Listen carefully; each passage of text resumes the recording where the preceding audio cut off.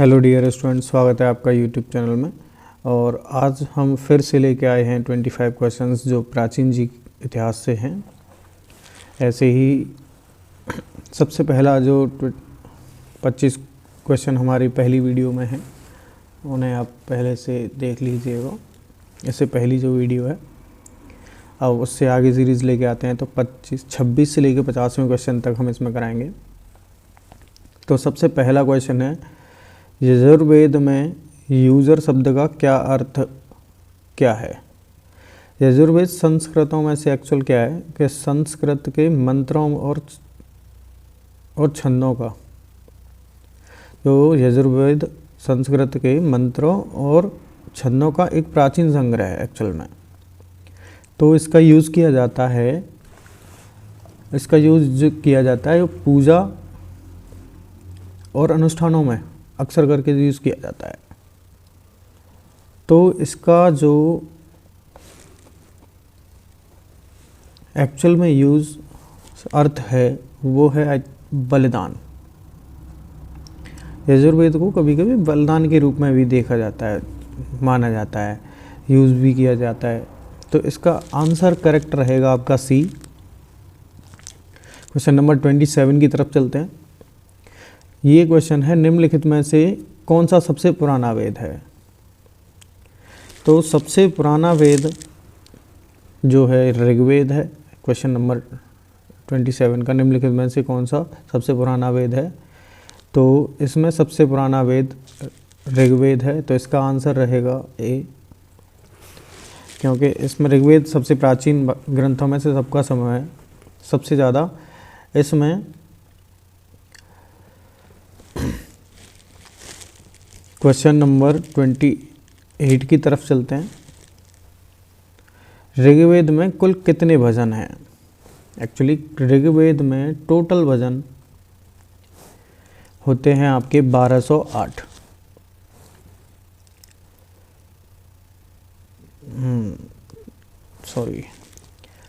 Question number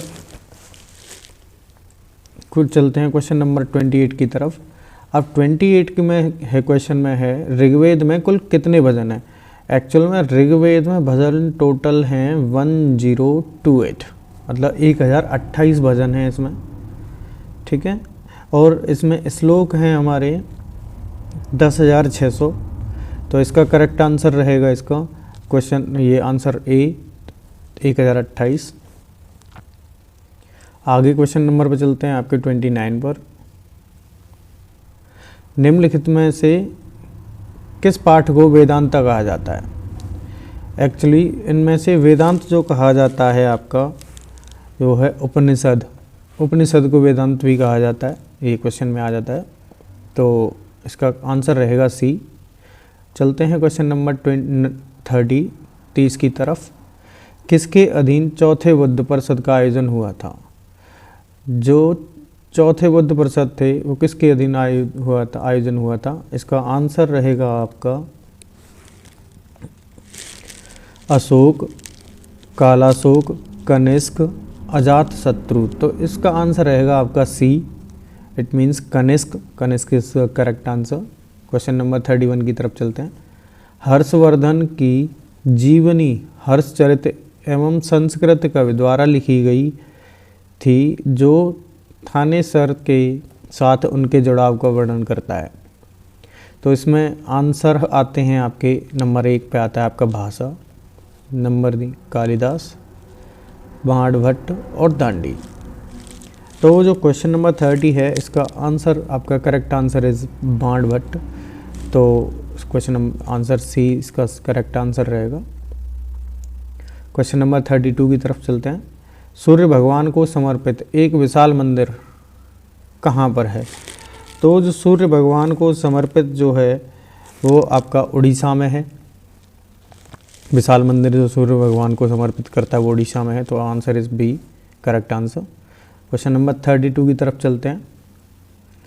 अष्ट महास्थान बुद्ध के जीवन से संबंधित 8 महत्वपूर्ण स्थानों को कहा जाता है।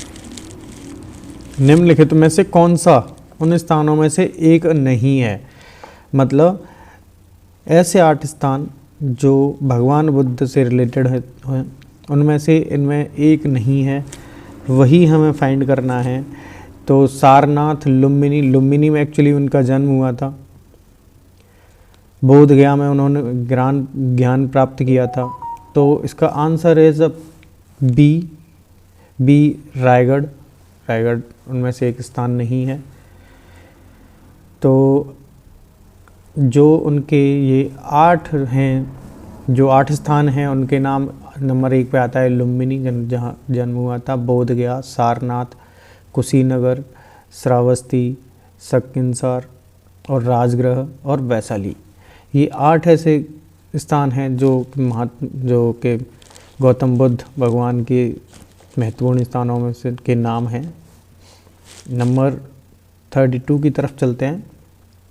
इंडिका किसके द्वारा लिखा गया था?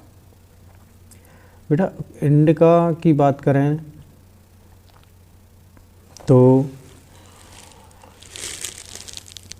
ये मेगास्थनीज, ये हैं जो इंडिका की बुक इन्होंने लिखी थी, मेगास्थनीज। तो इसका correct answer is B. Question number 35 की तरफ चलते हैं। तो जातक किस धर्म के लोगों का पवित्र ग्रंथ है? बेटा जातक जो है बौद्धों का पवित्र ग्रंथ है एक्चुअल में। तो आंसर इज डी। 36 की तरफ चलते हैं। दियोफर ब्लैंक है में स्थित एक पुरातत्विक स्थल है। मतलब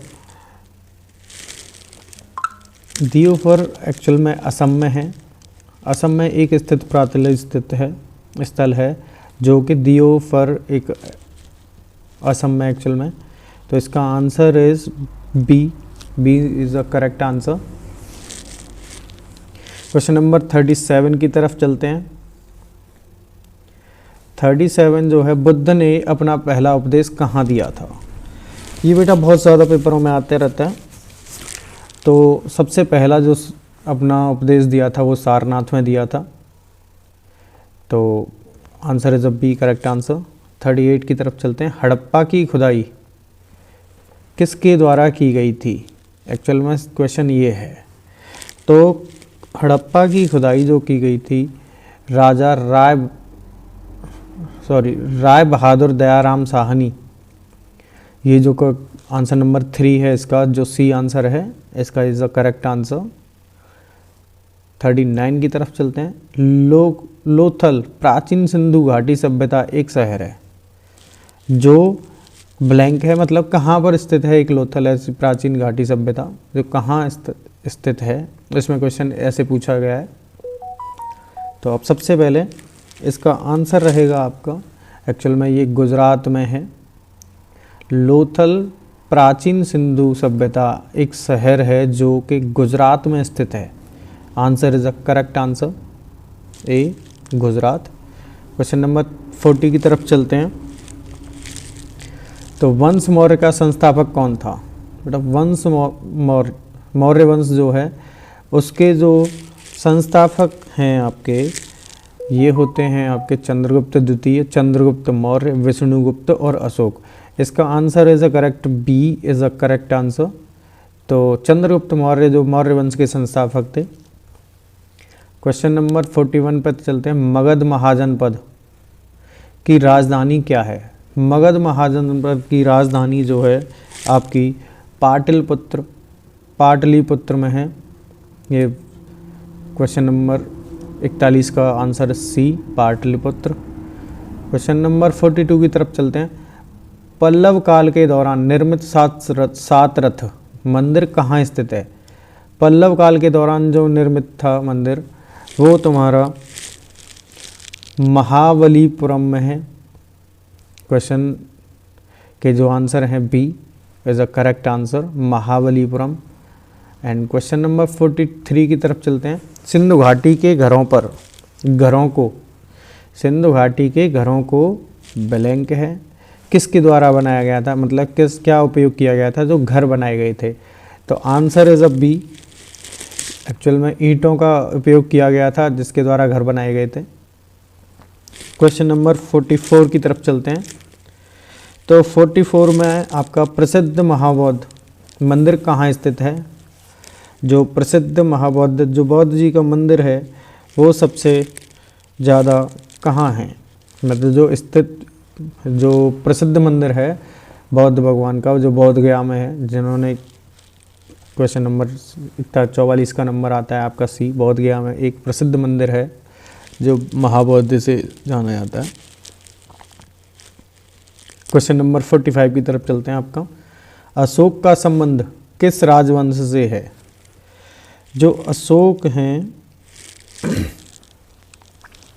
उनका संबंध किस राजवंश से है? नंबर 1 आता है आपका नंदा, नंबर बी आता है आपका गुप्त, नंबर सी आता है आपका कर्ण, नंबर डी आता है आपका मौर्य।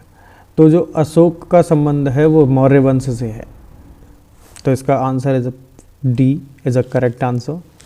एंड क्वेश्चन नंबर 46 की तरफ चलते हैं आपका। नंद वंश का अंतिम राजा कौन था? जो नंद वंश था उसके अंतिम राजा जो थे आपके घनानंद थे। Answer is B is a correct answer. जो नंद वंश का अंतिम राजा थे वो घनानंद थे, ये हमें याद रखना है। 47 की तरफ चलते हैं। गायत्री मंत्र किस वेद में सम्मिलित है? जो गायत्री मंत्र है आपका, जो हम गायत्री मंत्र पढ़ते हैं वो किस वेद से सम्मिलित है, वो ये हमें याद रखना है। तो ये है आपका ऋग्वेद से, जो ऋग्वेद हमारा। आगे चलते हैं। Question answer is D. Question number 48 की तरफ चलते हैं। तो बौद्ध धर्म की नींव ब्लैंक है, आर्य सत्य और ब्लैंक मार्ग है। तो इसमें जो आपका आंसर आना है 6 4 8 6 2 8 4 8। तो इसका आंसर रहेगा आपका डी। बौद्ध धर्म की नींव 4 आर्य सत्य और 8 मार्ग हैं।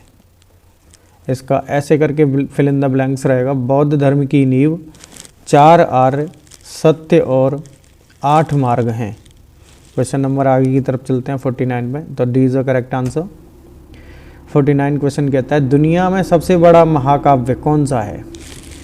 जो दुनिया में सबसे बड़ा महाकाव्य है वो है महाभारत। बाइबल भी इससे छोटा है और कुरान भी इससे छोटा है, जांडावस्ता भी इससे छोटा है। तो सबसे बड़ा इज महाभारत। महाभारत इज सबसे बड़ा महाकाव्य and answer is B correct. And 40 की तरफ चलते हैं। ये हमारा लास्ट क्वेश्चन है। ये क्वेश्चन आप यहीं पर मैं समाप्त करता हूँ इसे। एक्चुअल में मैं इसका क्वेश्चन का आंसर आपको नेक्स्ट वीडियो में बताऊँगा। अगर आपको ये क्वेश्चन पता है इसका आंसर तो कमेंट में बताइएगा।